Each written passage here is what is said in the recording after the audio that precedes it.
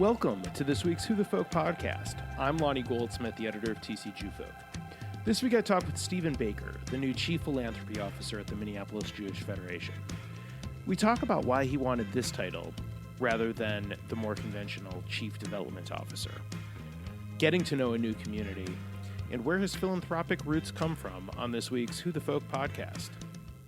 But before we hear from Stephen, this podcast is supported by the Afternoon School in Midrashah at the Talmud Torah of St. Paul, offering online supplementary Jewish education for students in grades 2 to 12. Great Jewish education from any location, now enrolling for the fall. Learn more at ttsp.org/as-m. Stephen Baker, welcome to the Who the Folk podcast. Thank you for joining me. Thank you for having me. You are the new Chief Philanthropy Officer at the Minneapolis Jewish Federation. And I say new, still new. It's 4 months or so on the job. Yep. I guess for starters, I've never heard the title Chief Philanthropy Officer. Sure. Is that something unique to Minnesota, unique to the sort of Federation landscape? How does that would jive with your experience? Good question, and it jives with my experience, and so I can get into that a little bit of how I kind of came up with that philosophy. To me, overall, there's a bit of a difference between just development and fundraising and philanthropy. Philanthropy, from previous jobs that I've had, and I'll get into one in a bit, it involves more advising on your giving, longer-term relationships, rather than transactional-based fundraising and just getting a gift or something like that. Mm-hmm. So how I actually learned about it is there are other federations and organizations that have this, but prior to working, I've worked in the Jewish world most of my career, but I took a stint outside and worked for an organization called the Trust for Public Land, which has a presence here in Minnesota. Okay. But I was based in Colorado and did foundation relations and institutional giving for the West Coast and Southwest. Okay. And there, it's a philanthropy model. Philanthropy officer there was actually, her name was Margie Kim. She was a powerhouse, amazing mentor and higher level boss. And everything there was philanthropy related. And when I got that job and just kind of learned her style, her model, a view of fundraising in a philanthropic model versus a development transaction-based model, it really stuck with me and inspired me a lot more into this work. Okay. So that's really interesting. Did the role, I guess the title, the role existed in some way. There's always been a chief development officer, but is the title new to you here? Correct. Okay. So when I was working with Jim through the interview and recruitment process, I actually said, they were hiring for a chief development officer. And I said, I don't really want to move to a new community and just be seen as a fundraiser. I want to build relationships. I want to be seen as an advisor on giving for and on behalf of the Jewish community. And that takes knowledge and insight and think tanks as well. And so to me, moving into a new community in a role of philanthropic versus just development would make me more successful and kind of my vision for where we're going to take Federation as well. Given that, it seems like going into it with the sort of the CPO title versus the CDO title would be a more challenging transition, because to sort of fulfill that model of the philanthropic officer, it requires, I think, more lead time to make those relationships, if that's what your goal is. Yeah, so absolutely. And most people are still, in all honesty, still referring to me as the chief development officer, and that's fine, because that's what the community knows. Sure. And I also have a view of, there's short-term and long-term. So in the short term, we have some very specific goals that we have to hit, i.e. raising money for an annual campaign this year. Yep. Longer term, me and Jim and some of our lay leaders are working through a model of moving to forward-thinking, more proactive philanthropy for the community.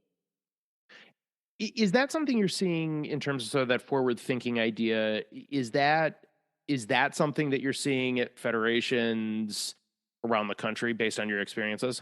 Yeah, so I think one of the best roles that Federation can have in a community is that planning and serving as that planning and convener to understand where the community can and wants to go in the next 10, 25, 30 years. And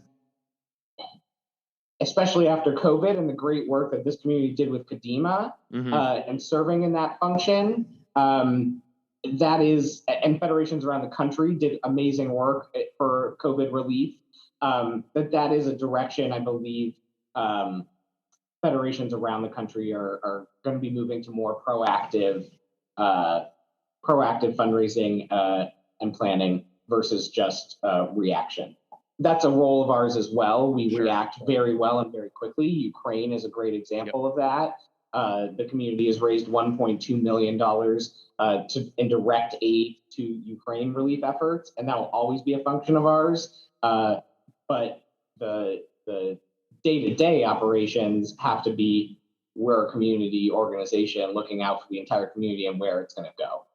Was the Ukraine fund, I know the timing of that, if I recall correctly, was probably right around the time you got to town. It is. Was that something that you were involved with, or was that sort of, were you a little too new to jump in on that? It was a little too new. I helped advise a bit on more of the processes and operations of how we're handling it. Because sadly, so I came from Colorado, the Federation in Colorado, and sadly, Colorado has had some natural disasters over the time that I was there. Yes. Most recently, the Boulder fires that happened on New Year's Eve this past year. And COVID before that, I worked on the COVID campaign there. So I kind of knew the operations of how and the marketing of how we get that out and how we have to internally be able to respond to get those dollars out as soon as possible.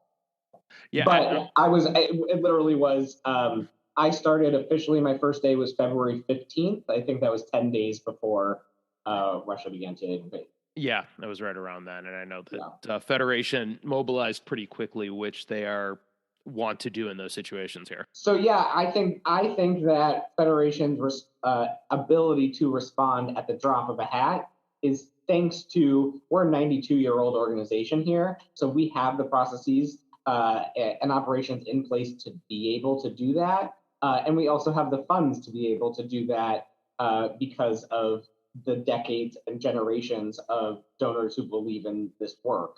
So we were able to go into our unrestricted fund and catapult the Ukraine campaign with some needed funds.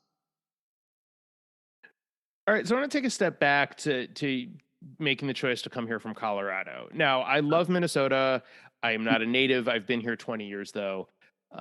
Really like the community. Very happy we made the choice to move here. Colorado is probably my favorite place on earth. Why would you leave Colorado? Well, so it is a fantastic place. It is one of the most beautiful places on earth. I also agree with. I lived in Colorado for 8 years. And over those 8 years, again, it's a great place and a great community. Really, the hardest part in choosing to leave was leaving the community there. But the reason I did is this was a great opportunity and a great community. I had known and done my research and talked to people who knew that who have all said that this is a great place if you can handle the weather. I'll get into that in a second. That this is a very philanthropic and very involved community. And that was inspiring to me. Also, I'm a really firm believer in the work and role of Federation, and Colorado's model of Federation is a little bit different than the Minneapolis Federation, where we raise money and do still give out allocations and whatnot. And Federation has its own programming arm. The Federation in Colorado, I should say, has its own programming arm because it had to absorb the Bureau of Jewish Education there after the Great Recession. So we still raise money to give out to community organizations and overseas partners and respond in times of crisis and everything like that. But it also has a programming arm, which just makes the model of fundraising a little bit different. And this model here in Minneapolis, the more tried and true raising money to on behalf of organizations and giving out to the rest of the community as needed was intriguing to me. So the weather part, I don't want it for every transplant to come back to the weather part, but inevitably, I mean, at least you brought us there instead of me. I'll grant you that. Well, so originally I'm from Arizona. Okay. And I was talking with someone last night at the Cardozo dinner who was also from somewhere really hot. I can't remember exactly where. And in Arizona, it's like the reverse of Minneapolis, where in Arizona, you do not, I should say Southern Arizona, I'm from Phoenix, Scottsdale area. Yep. You don't go outside, or you go as quickly as humanly possible from your air-conditioned house to your air-conditioned car to your air-conditioned wherever from May to November. And here, it's the opposite. From November to May, you go as quickly as possible from heat to heat to heat. So you just don't spend as much time outside. Right.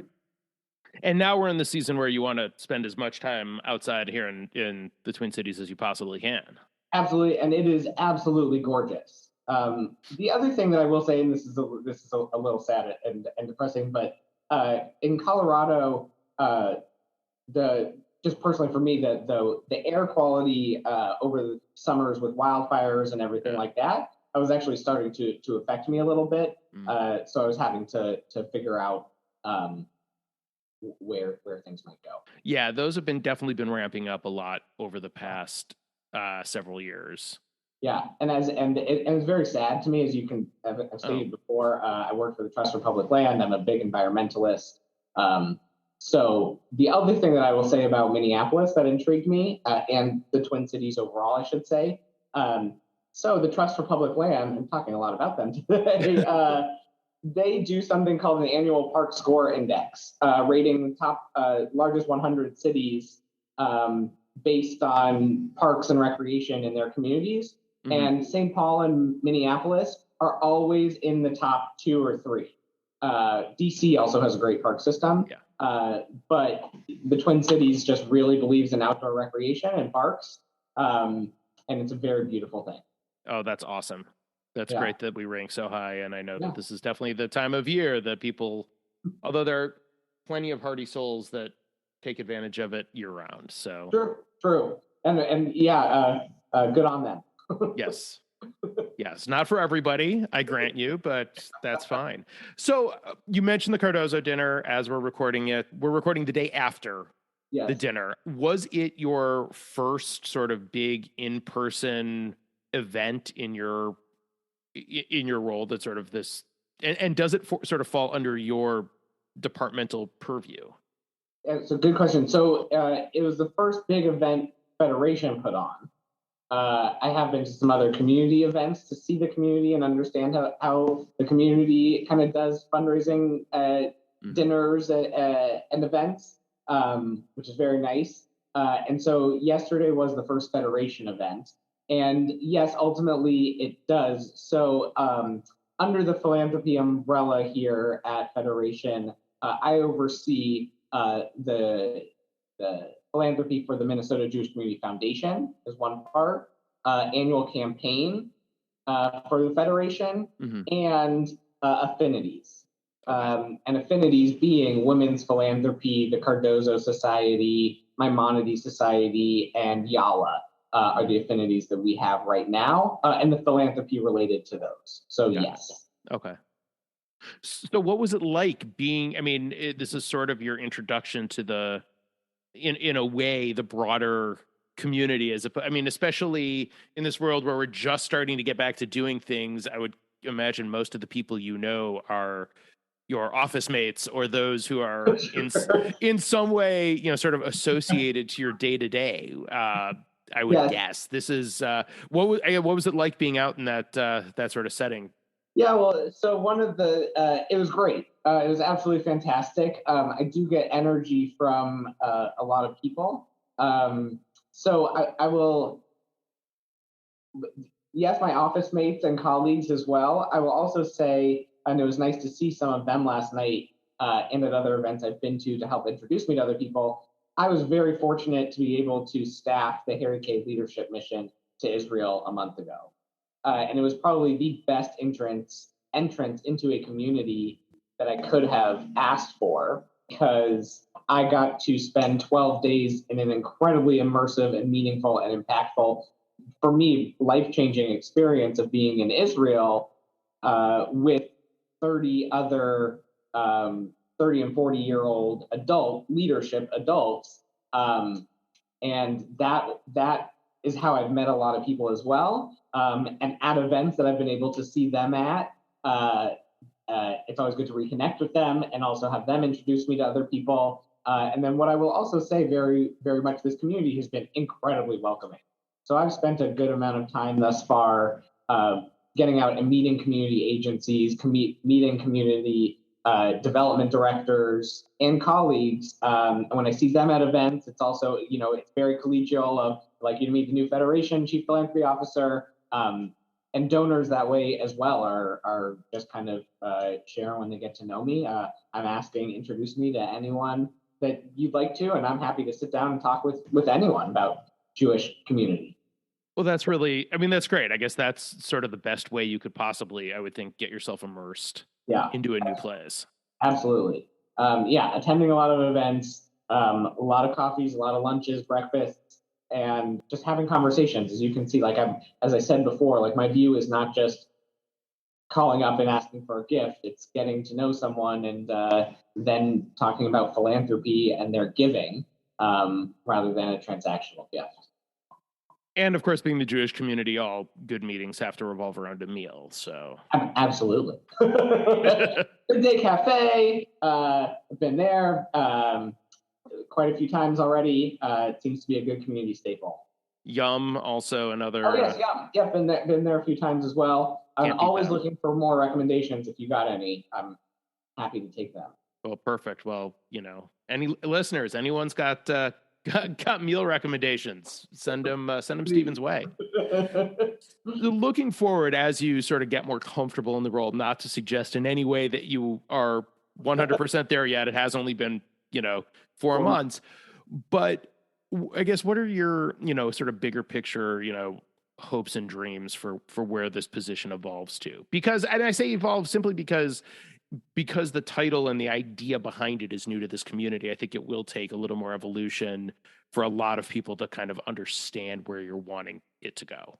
Sure. Yeah. So with that, that's a really good question. And the thoughts and visions are always evolving in my mind as well thus far. And we'll continue. I see the small steps that we can start taking to eventually get us there, to, again, just being that forward-thinking, forward-looking organization of doing some planning of where the community sees itself and what its wants and desires are and what success looks like as a result of that coming down the pike, and then figuring out the capacity, the desire, and how to raise the funds, which is my role. My role is not the implementation. Mine's helping raise the funds to do it. How and if we can raise the funds to get to that success.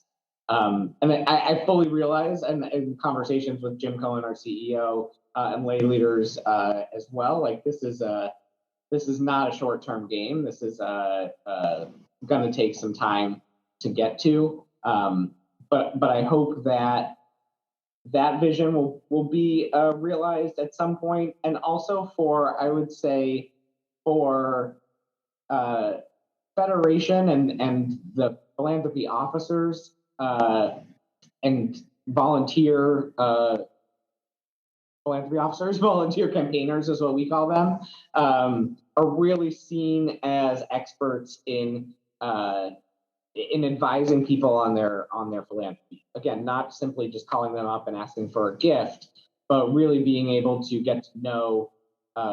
So having some stability and having the knowledge and insight to be able to get to know and advise the community members on where they can have an impact with their time, their talent, and their treasure. What do you see as the biggest challenge getting yourself into a new not just a new community, but new role. And, clearly, like, you've been in and out of the Jewish world. So I think it sounds like you're not afraid to try a new challenge and to, get into something like that. But I guess from what you've gleaned here, what do you see?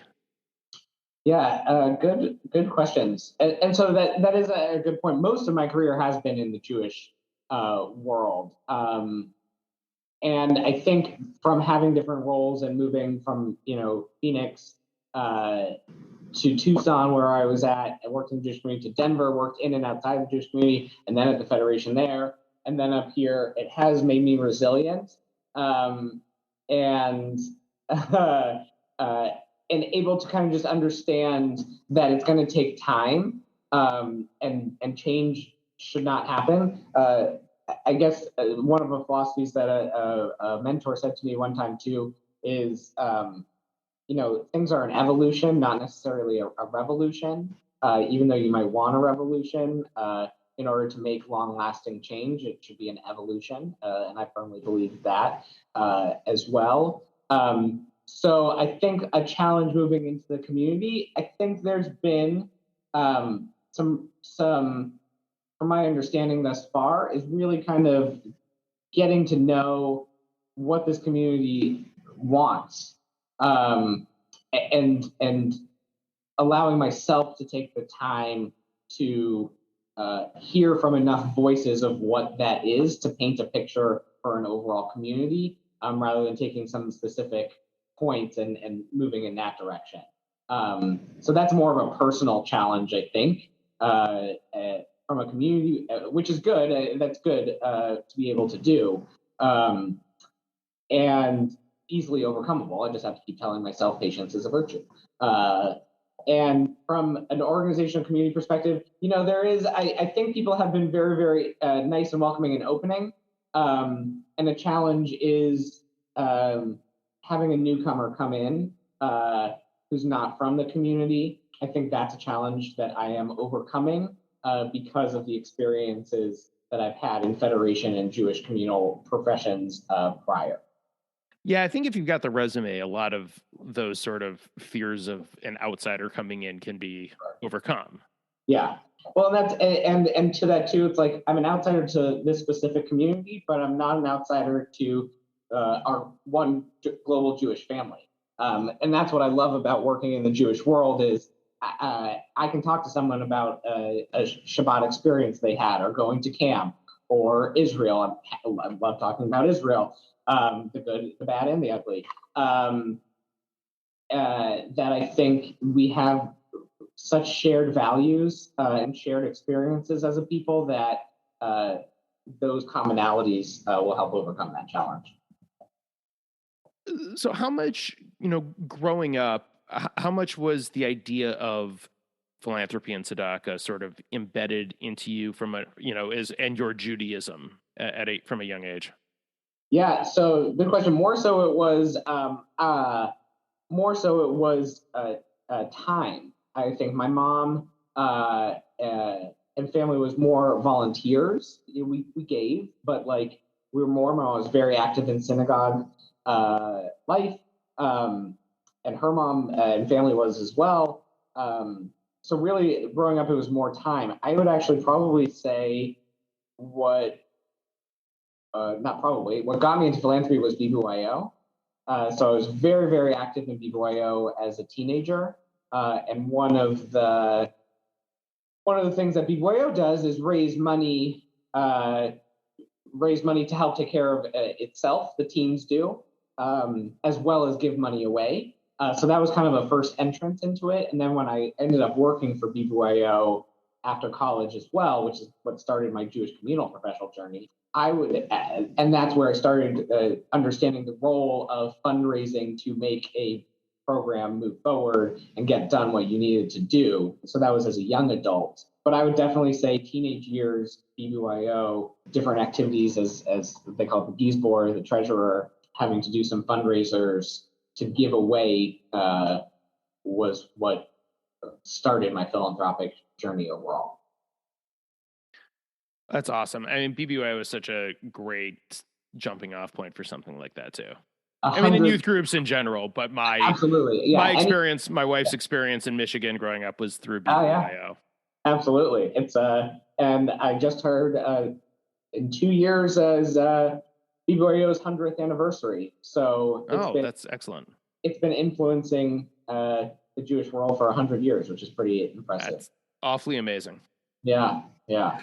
Well, Stephen Baker, before we let you go, last couple of questions we like to end on. First, what is your favorite Jewish holiday? Oh, my favorite Jewish holiday is probably Hanukkah, because I have a niece, and seeing her face light up around the menorah, not necessarily the gifts, but around lighting the menorah, brings me back to my childhood, and seeing that pass on to future generations is just very meaningful. The gifts probably don't hurt, though. Probably not for a 3 or 4-year-old. No, not at all. And what is your favorite Jewish food? Well, I mean, this is going to sound very weird. I actually really like gefilte fish.